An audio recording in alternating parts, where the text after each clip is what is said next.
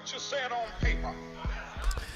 All right, welcome back to the second hour at the round table with MAMLEO. I'm your host, Larry Elson, in studio with my brother from another. The Rhodes Scholar is here. Rhodes Pierre, good morning, sir. Good morning. One more time. Yeah, that's a good morning. There we There we go. Good morning. Oh, he's over there braiding his hair, planting the seed. Oh, yeah. Yeah, in studio again. The Dr. Bradley is off today. Yes, he is. So, I had to take the seat, He's keep it warm. on a hiatus, Yes. a sabbatical. It's like you said, it's well-deserved family But time. he was talking about, in the text messages that we were getting, send more money. Clearly, money's not the problem. No, apparently not, no. And good morning, Pastor Hobbs. How are you, sir? I'm well. Thank you for Yeah, asking. good. Like I said, in our first hour, we were talking about the immigration situation here. We're going to try to exhale and pivot a little bit. Yes. A little bit this morning with I want to thank our sponsor, the Money Store. For all your mortgage needs, give branch manager Cora Holbrook a call at area code 508-345-4726. Also want to thank Cruz Construction. For all your building needs, give them a call. Matter of fact, stop by. They're located in John Elliott Square, 1 John Elliott Square. They're probably one of the few minority businesses in the Commonwealth that can deal with the construction sizes. I mean, I'm looking very proud to see some of the buildings that they put up. Nice. Yes, they're not just little small homes. I mean, these are life-changing, and the young ones that have been able to do it here. So I want to thank them for their continued support to keep us on the air here as well. And at this point, we want to welcome back to the round table Michelle Ferguson of Hilton Realty. Good morning and welcome back, Michelle. It's been a minute. How are you? Good morning, guys. Yes, it's been way too long, and I'm doing good. I got a little bit of a scratchy throat, but I hope. You sound I was fine. going to struggle with you. Yeah, I just got over it, Michelle, so I know exactly, and I'm still dealing with a little bit of the lingering effects. This one seems like it lasts as long. I don't know, maybe the age, it takes a while, so we'll get through it. So if you need to take a break, just let us know.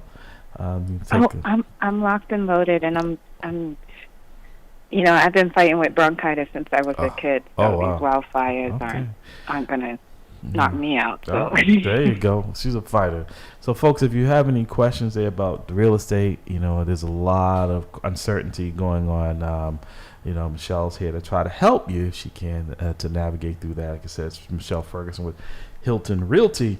Michelle, right out the gate, what is the state of the real estate? Because I know, the market doesn't completely, but it does have an effect on real estate because it has an effect on the interest rates, right? And interest rates compounded with the high costs of real estate, not just here in Massachusetts, but around the country. And I know in this proposed legislation that Trump is trying to get this mega tax bill for his rich friends, there is what's in there is called the SALT, estate and local taxes. And the last time Trump was in there, he put a cap on that at $10,000 for people to be able to write off on their property tax and some of the expenses on a home. And that impacted states like they thought blue states, and that's really why they did it, like California, New York, Massachusetts and such, have some of the highest property taxes in the country. If you live in suburban towns in Massachusetts, for instance, your property taxes are way over $10,000. I will attest to that. Right. I will attest to that. So capping that, I know and that affects people's ability to buy a home. So are you seeing the inventory and the interest rates on homes, and do you think that's going to affect people's ability to buy? I know it's a lot to unload on you, but I think they kind of tie in. Yeah. I think anytime you have a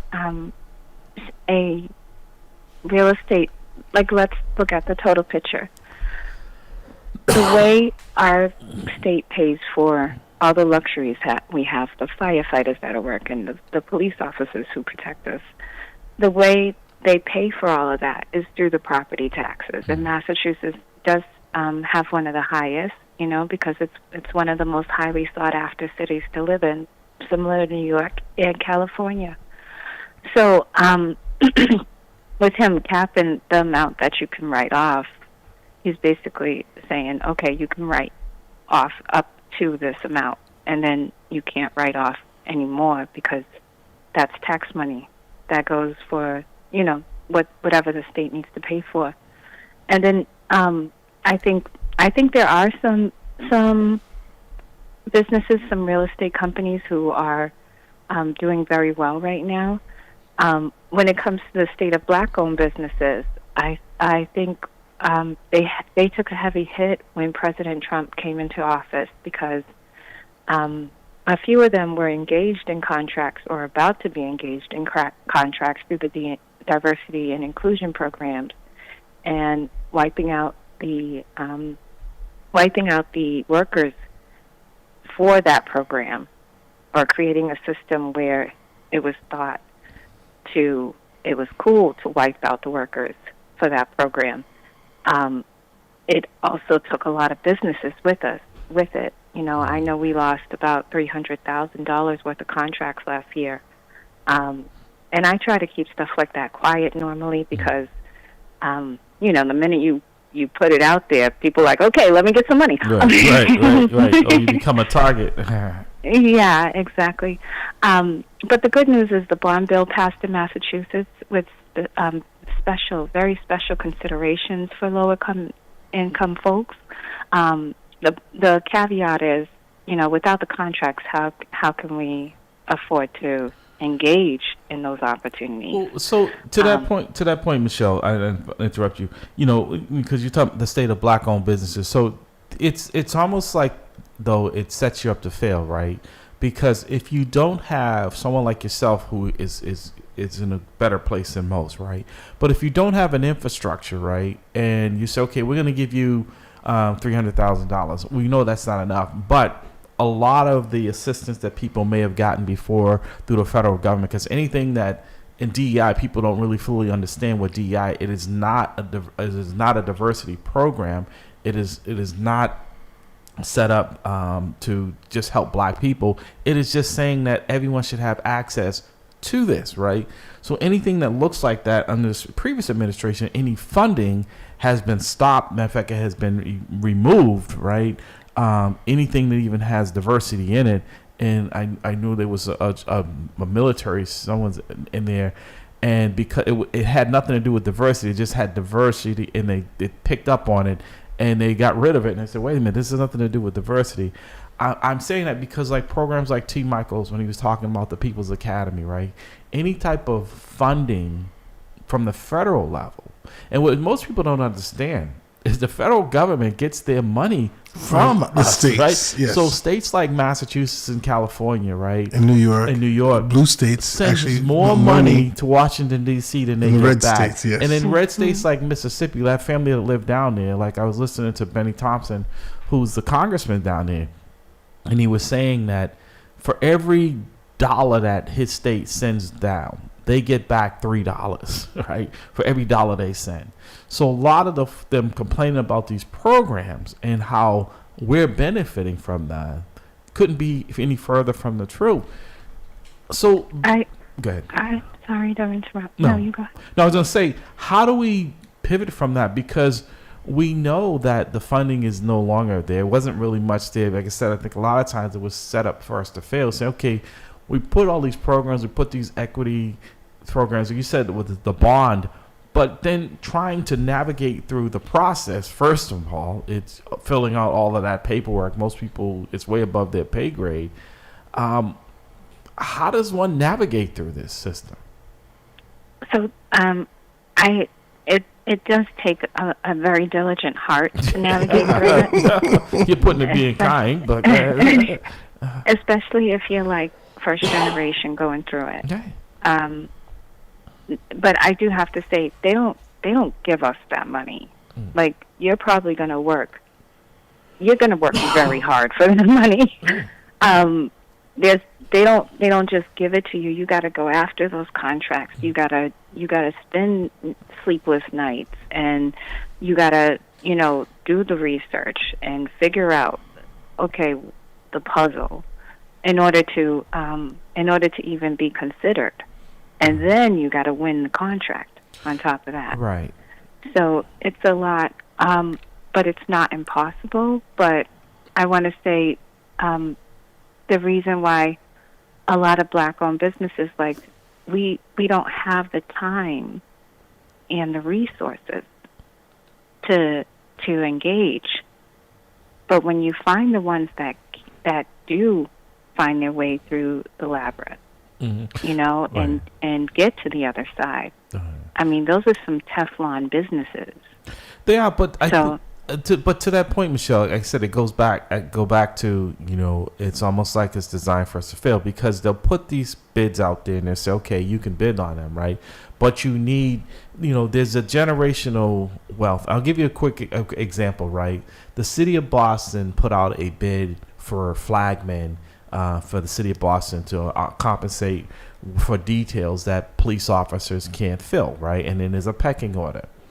And it goes to active duty, then retirees, whenever it goes into effect, and then, surrounding cities and towns or colleges, right? And if they can't, and then the fourth one is Ed Davis, right? Who's a former police commissioner, right? And the reason why they say he got it is because he had the infrastructure and this expertise, right, to be able to fill this. And the reason why I bring this up is because if you're not given an opportunity on the front end to build up to where you can now compete, how are you ever going to be competitive, right? Where they're saying, well, there's no black former commissioners or executives around here that could fill that void, because they haven't been given the opportunity to lead in the way that he has. So he's now benefiting from all of that. And no, there's not one black consultant in law enforcement able to capitalize on this multi-million-dollar contract that the city is just rewarding him. And it's the same thing I say that in the real estate, right? Other than like Cruz Construction is probably the only black-owned business that I know that's able to develop in a way that has built generational wealth with his family, that I've seen with like Suffolk Construction and Mario Susie and all those folks for them. So it's like they give it and take it away in the same breath. I think I think that was the whole point of these diversity and inclusion programs, because someone really smart like yourself realized, okay, there's a disconnect. There's these people that, want to get, engage, but there's this space in between where they can't, for whatever reason. Sometimes it's funding, sometimes it's, sometimes it's experience, sometimes it's time, right? So that was the whole purpose of the diversity and inclusion programs, so that you can pair people together, and together we're always stronger, So I think it's really important to get back to that, but also to understand, like, these black-owned businesses, like, a lot of them are really taken back right now. I have a friend who owns an insurance company, and he just spent a few grand, just defending his business, like making sure, his paying attorney fees from a bogus complaint.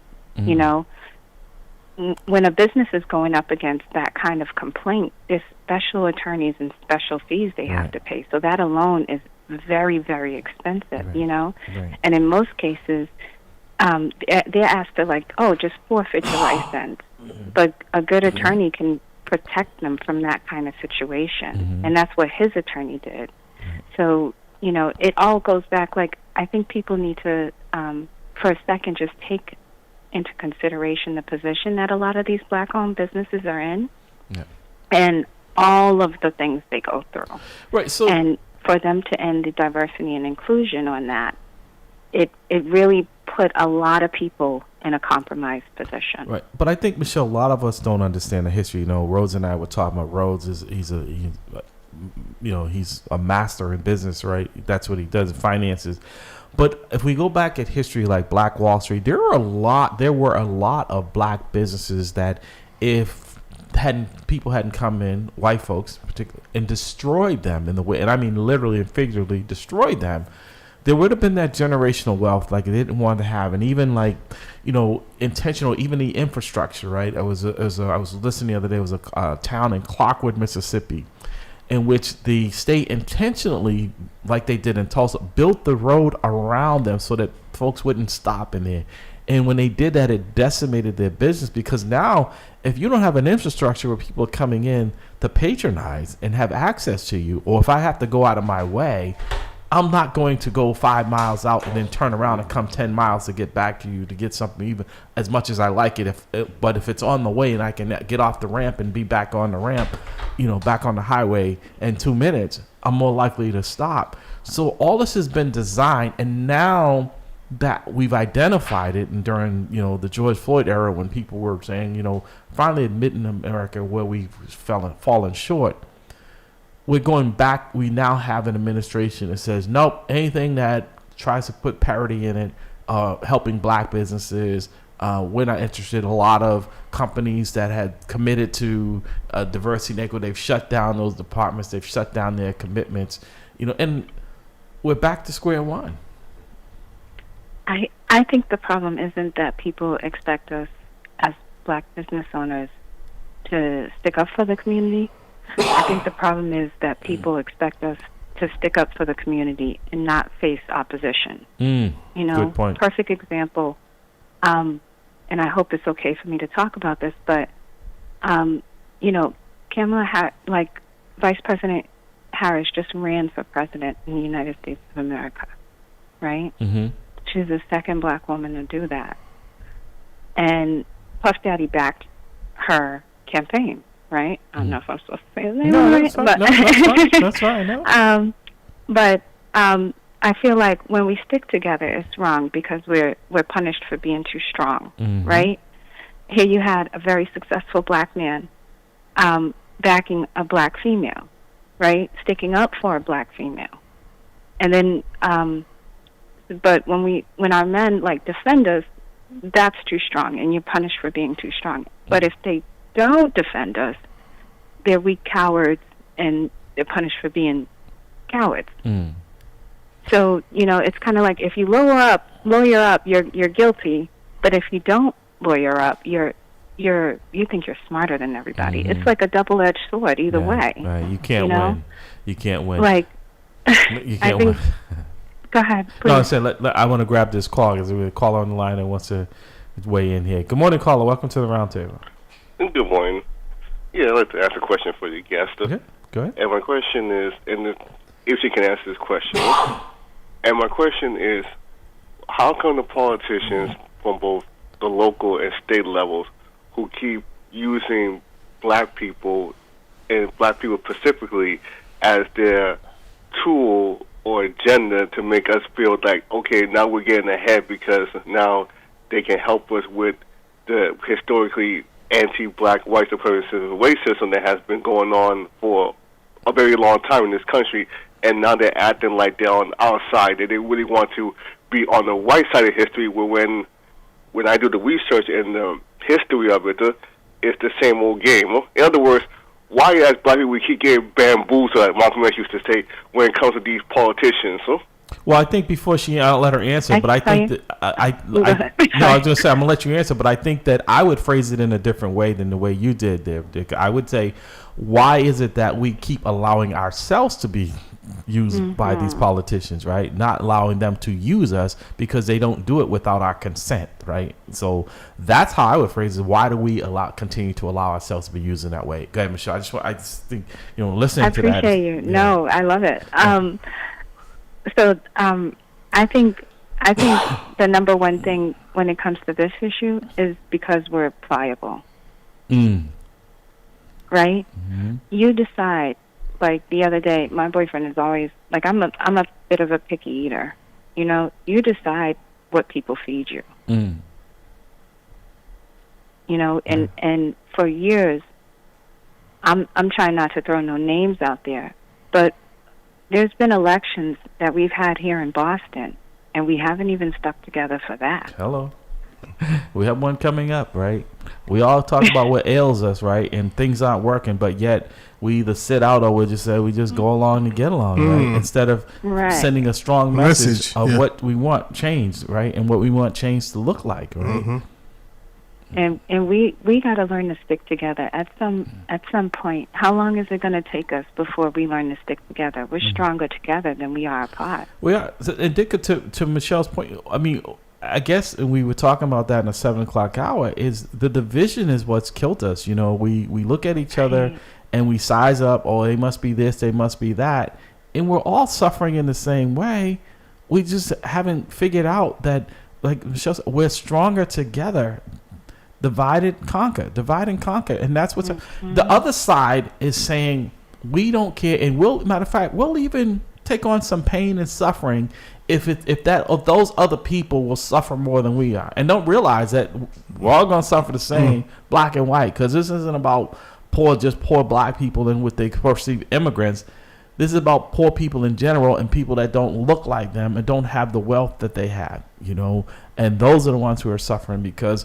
A lot of, I almost say the best lesson is the one you teach yourself. I always heard that growing up.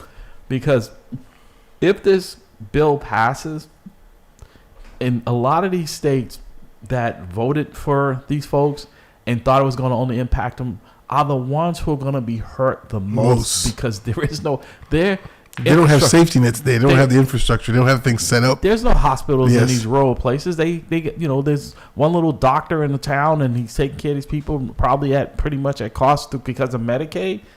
All that's cut, right?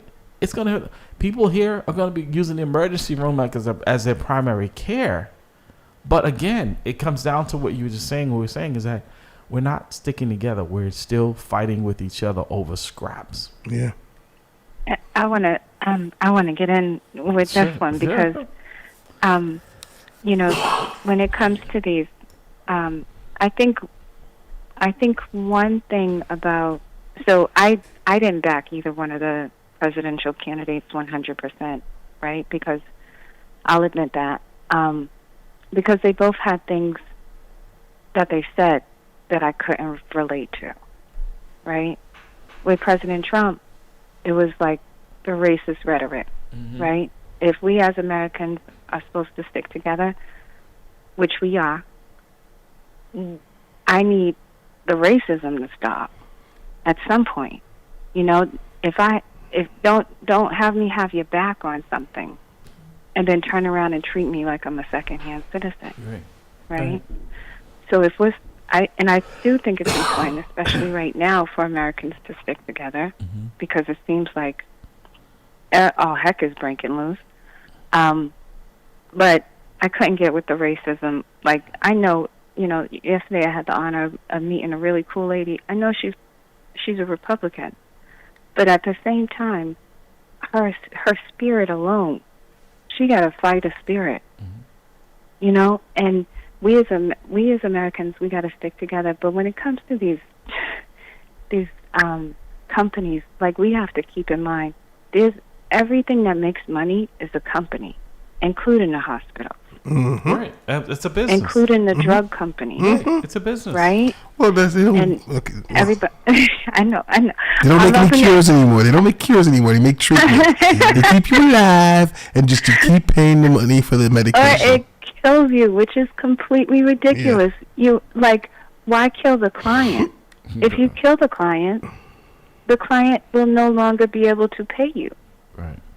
So is it just evil, or is it good? Like, is it good business anymore?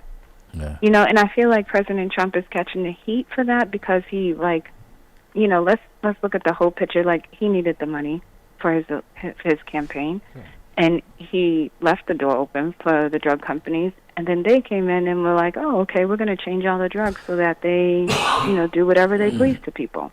Exactly. And it's taken out the older populations and the pre-existing condition populations, but we don't have to do that. Like, we can choose to make better drugs. No, that's why you always see when they talk about how great it is, they're very slow at that. But then when they talk about the side effects, it's like that guy that used to do the FedEx commercial. They say it so fast, you're like, what did he say? Or it's in such small print that even if you have 20/20 vision, you can't see what is going to kill you, right? More harm than good coming out of it. Dicka, did that answer your question, or did you have anything else you wanted to say? It answered my question. I also wanted to say this, and again, no disrespect to you, Larry, but I have to make this perfectly clear. And I learned this from a very long time ago from one of my mentors. It's not the strongest person that wins the fight. It's the smartest person that wins the fight. Because you can have all the strength in the world with numbers and cooperation, but without the brains and thinking logically and critically, then you just lost the battle before the battle even begun. Mm-hmm. No. Listen, I agree with you, sir. Absolutely. I'm sorry, no. I'm saying I guess my question is how do we combat that, right? Because we know what no pun intended with the medical thing. We know what ails us, right? And I think what ails us more than anything right now, because we need a diagnosis, right, before we can start a treatment, right? And the diagnosis is that we are divided in a way that we have not been, and a lot of it is because we bought into wanting to be accepted in a country that racism is, it hasn't gone away. It's actually been given a permission again to be as vocal as it used to be, right?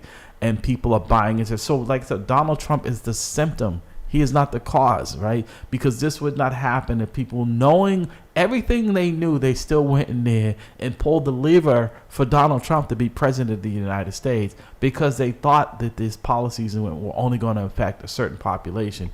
And now everyone's caught in that net, right? But it's too late. It's too late. I gotta. Good. Can I? Sure. Okay. This is your hour. I just got to make this one comment. So earlier I said, that either candidate, like I wasn't 100% with either one. I think the thing that kind of pushed a lot of people towards the other vote was the talk about bringing other businesses, like a lot of Americans feel like you should take care of America first. Mm-hmm. I only know this because I talk with so many different people. Yep. And when we're talking about, I'm just keeping it 100, when we're talking about bringing in foreign companies to do business in America, we have to be very delicate with that because there are some companies here in America, American-made, that are starving. Mm-hmm. Or worried about going out of business. Well, also, Michelle, I think the dirty little secret to that as well is this, right? We want cheap goods, right? But we don't want to, we know that the cost of bringing that here to America, if we made things here in America, right, the cost would be prohibited, right? We know that the person that's working in China, right, because China doesn't have any regulations, they don't treat their people right, that person might, if they're lucky, make $3 a day or $3 a week, right?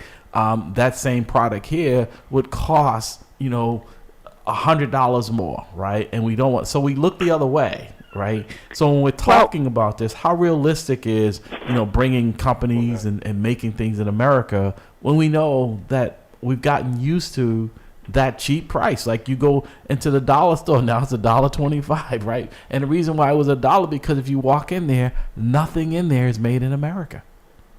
Well, if I can be honest on this, I do shop at the dollar store because that's one of the ways I fight inflation. Right. But is everything in my house from the dollar store? Heck no. No, but what I'm saying is that I got you. Mm-hmm. I purposely buy if I am contemplating buying something, I turn it around, and if I see made in America or if I see veteran owned, I definitely purchase it. Mm-hmm. Right, but that's rare that you see those on anything, right? No, that's not. That's well. I guess it's debatable because it depends on where you're shopping. Yeah, but I mean, if you go through your closet right now, right, and these design, and you look at even some of the American designers, right, and you look at the labels in there, I would be willing to bet that 99.9% of all of our wardrobes, all of our clothes, right, are made someplace else. I was watching a TV program not too long ago, and they were saying, okay, what we're going to do is stand up and take off your anything that's not made in America. And they had to stop because even when they got down to their underwear, it was not made here, right? So they were stripping. It was like playing strip poker, but with no cards.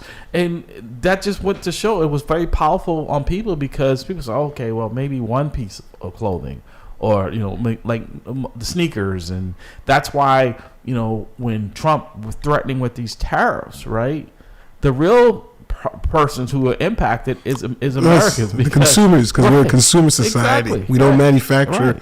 Well, we do manufacture weapons. Yeah. Prisons, things of that nature. But most of our durable goods, even the climate pharmaceuticals. Here, right? Most people in this country drink coffee, right? Coffee's the climate here. It's not grown here. Yeah. Bananas, very rare, grown here.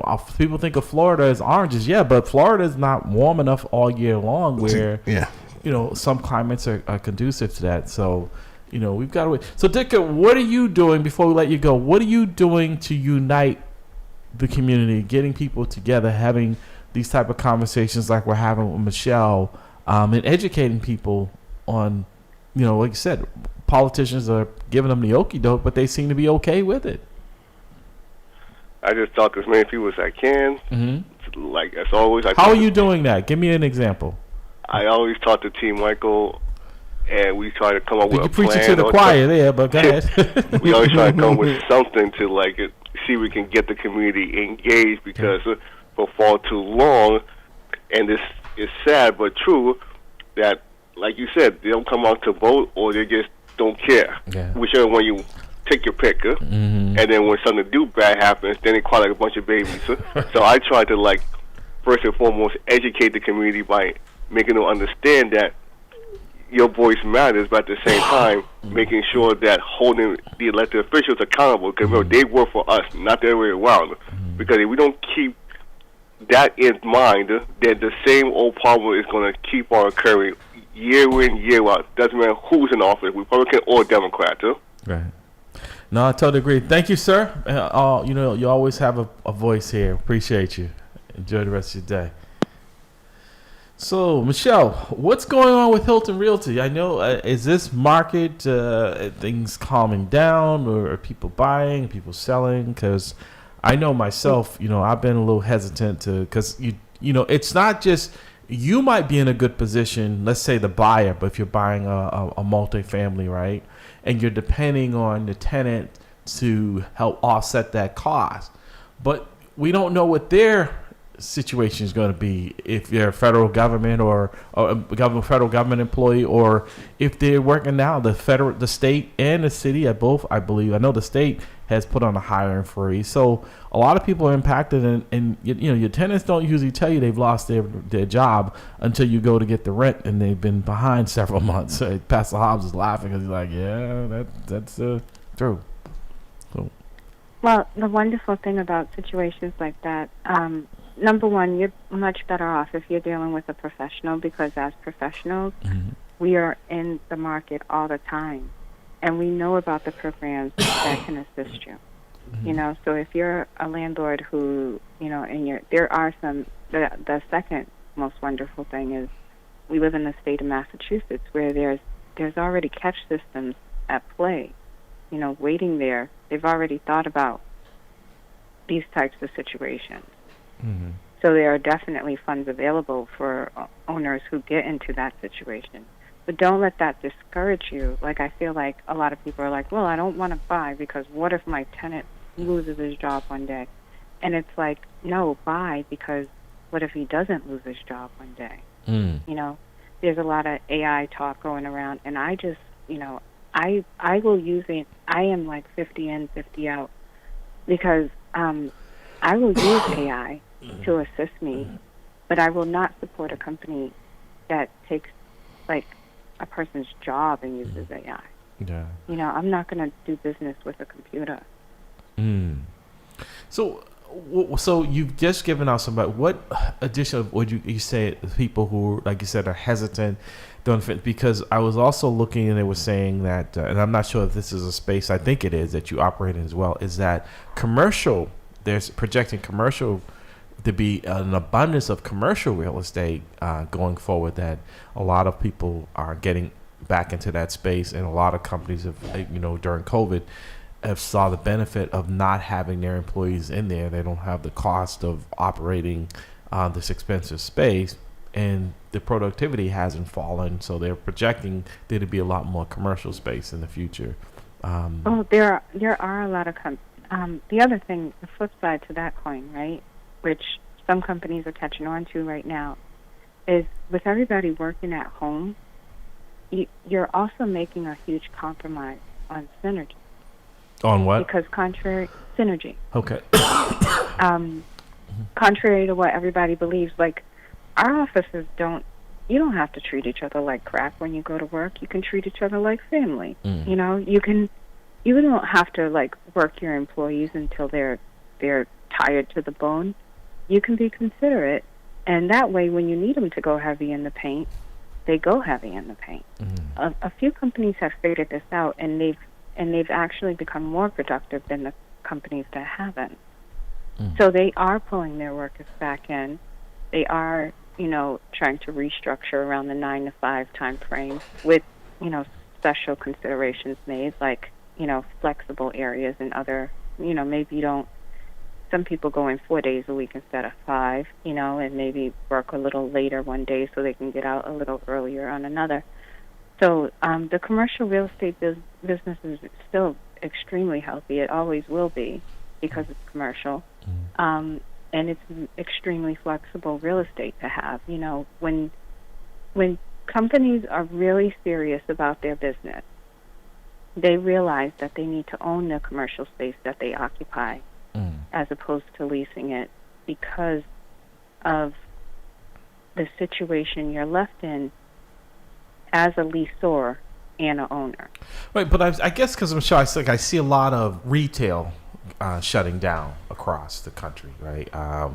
Forever 21? They just closed all their stores, and Joann, in fact, they just closed all of their stores, and there are a lot of Macy's is downsizing. And these are major footprints. Matter of fact, a lot of times these are the anchors that bring people into these malls, right? And I know people shop differently now. This generation, right? Everything is push a button online. It gets delivered to you, right? Even they don't go like Grubhub, right? DoorDash, right. Like they don't go out to go eat. Right. They can grab everything. McDonald's delivered. Who wants cold fries, right? I mean, but it's funny you should mention. There's even a couple of dollar stores that shut down. Really? The dollar store in Randolph shut down. It did. I didn't. Yeah. Wow. See. And again, it was just surprising to me. I gotta send, now that you said that, I gotta send a shout out. I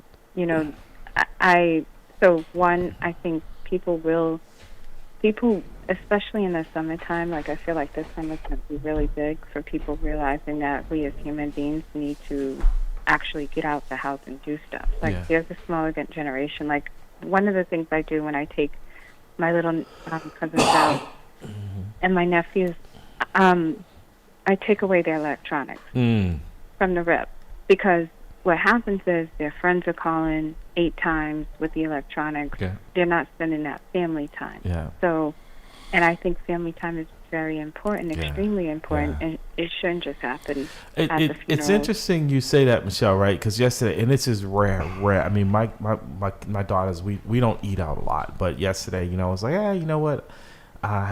I don't feel like cooking. My daughter and I, she just come from her science class, my little one. So we're going to go buy Dairy, because matter of fact, someone had given her a gift card, right? And so I was like, it's been sitting up there almost a year. Well, let's just go by there.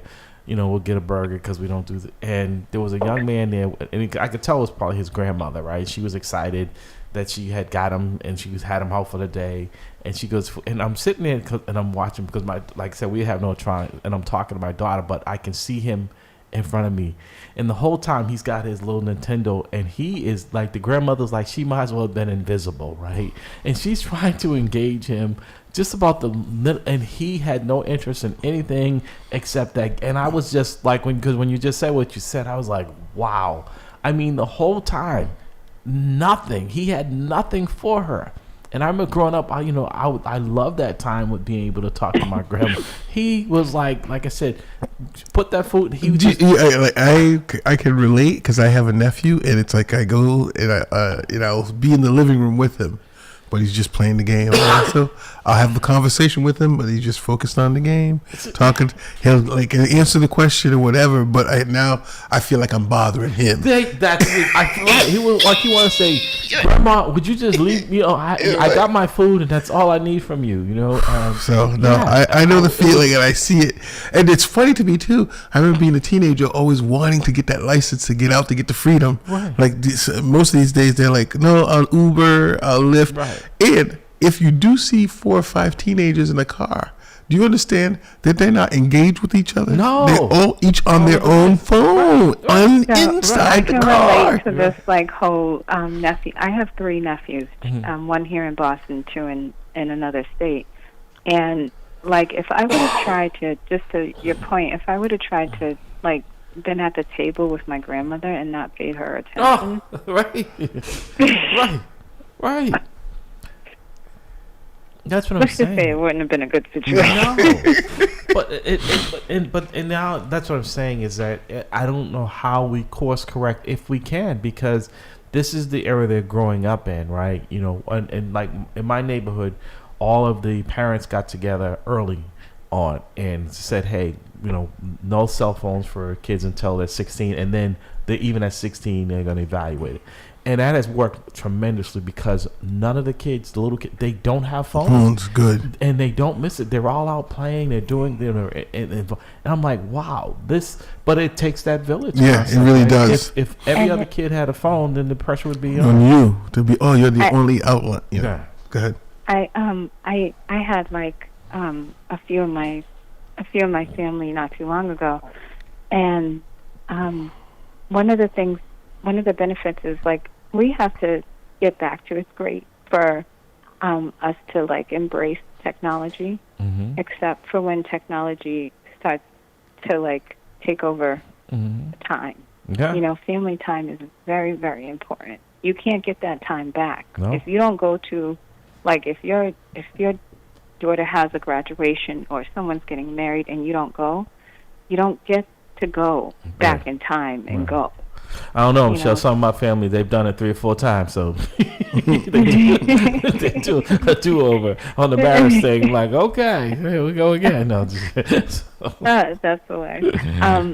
But I just want to say, it's very valuable, and one of the things that I do, they know if they're going out with me, I'll let them have the cell phones till an extent, till it starts interrupting family time. Once it starts interrupting family time, Auntie Shelley's going to take the cell phone. No, it's like a drug. It's like a absolutely. drug. It's like a drug. Speaking of dinner time. And it's also making our kids weaker.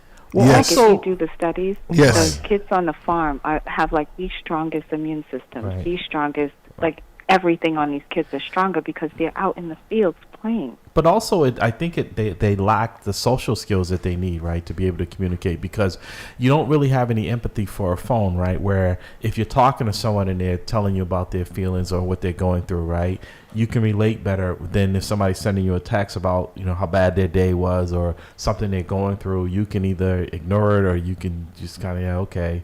And it's like there's certain things still I think deserve a phone call, like when someone loses someone, or if you can, it's not always appropriate or to do, or you can't do it at that time. But I mean, people tend to hide behind these devices now in a way that they didn't because they weren't there. Like I said, I really appreciate you saying that. So I have a nephew here in Boston. He's my world. I love that little boy. But the minute something is wrong with him, I can pick up on it because his if I'm used to him being a happy, beautiful, very high spirited child, and if he's having a down day, I can pick up on it because we like interact. I can talk to him, and I'm very, very protective of him just because of like all of the things I went through as a child. But when we allow electronics, like too much electronics, to our kids, it kind of takes away from that one-on-one quality time, and then being able to pick up on stuff with our children. Well, that's because it's become a babysitter to replace parents, and sometimes having to engage with it. It's easier for them to give gives them the kids device. the device, and in that case, the kids are distracted. They're quiet and they do what they need to do, as opposed to actually engaging with the child and saying, "Hey, let's," How was your day? Yes. How was your day? How was your day? Something simple as that. Michelle, we're talking about food. What's some of your favorite foods? We know you like African food, and I love African especially food. when you, as one your friend that was with us, that when you can eat the napkin, right? That's priceless. That was really one for the brackets. Yes. I'm actually very happy that we're getting into this because hopefully, like, there'll be some few people listening. I love, like, my favorite food is seafood. I think isn't it? Especially fish. I love fish. I'm a New Englander. But I also know, like, now, do you cook? Year, do you cook a lot, or you? Yeah, I cook. Okay. I cook. Okay. I cook. That's a rarity too these days. That's why I remember growing up. It's not so rare. No, not talking about you. It's rare. Trust me, Michelle. It's rare. Because when I was, like I said, because I was the youngest in my family, so I was always with my mom. She didn't trust anyone with her baby, and so I was always with my mom and my grandma, and they were always in the kitchen. And as I get a little older, I was like, Grandma, why do I have to be in the kitchen with you guys? I love you, but she's like, listen, I'm gonna teach you to be self-sufficient, son. Right. She said, you're never gonna let anyone hold you hostage for a meal. And I was like, wow. Right. And I think back now, because I cook, I've been cooking all my life. I don't eat out a lot. My daughters, like, they don't even crave that stuff. Right. So, like, they're happy. My wife is not a cook. She has a lot of qualities, and cooking is not one of them. That's why I'm so glad we have so many smoke alarms in the house. But I know when she's cooking. You about to get yourself in trouble. No, the signal doesn't travel that far. I feel, but no, I say that because a lot of what we were talking about earlier about what ails us is because growing up we ate, because it was so expensive, we ate food that was cooked and fresh. Now it's all this processed food, right? And junk in, garbage in, garbage. It's not. Like, I see kids early in the morning, they're going to Dunkin' Donuts and places like, and that's their breakfast, sugar and salt, preservatives. So. But you said seafood is at the top of your list. What's your favorite seafood? Yeah, I want to. Well, you just. I want to touch on a little bit of what you Okay. So growing up, I used to do the same thing. It's funny because I was like glued to my favorite place was the kitchen chair, so I could watch them prepare the food. And I think, like, one of the things, you talk about anyone holding you hostage for a plate, like that's hilarious. Because that's one of the things I do to my boyfriend when he's like, when the man is acting a little too manly, I go on a cooking strike. See? It's like it's funny to hear you say the other side of that. And I hope he's listening. But yeah, I think, like, cooking is very important. Home cooked meals. Yeah. The problem is, like, sometimes we don't know how, and where do we go? We can't go to YouTube to learn how to cook. It's just as easy as they'll teach you, they'll poison you, right? So that was one of the things that was, like, passed down in the family, But again, it goes back to what we were talking about, not to interrupt you, is that that was also that bonding time, right? Where today, I don't know if that would take, because the kid would be sitting there on the phone or trying to be on some device rather than taking in what you and I took in with our parents, our grandparents, right?